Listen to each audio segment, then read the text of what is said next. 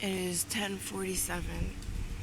I just awakened, and this is what's left from the hurricane.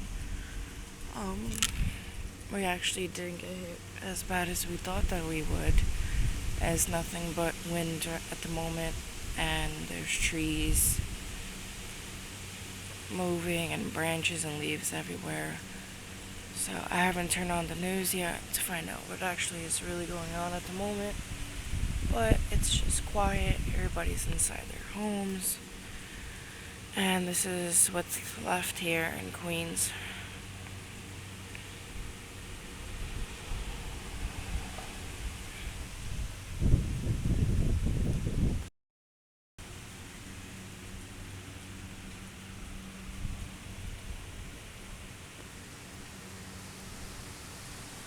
This is actually my 6th update, which I'll be posting another video which I took last night, which it got really crazy and windy, and it was actually really scary last night. So until next time, this is Dead and Driven. Peace out.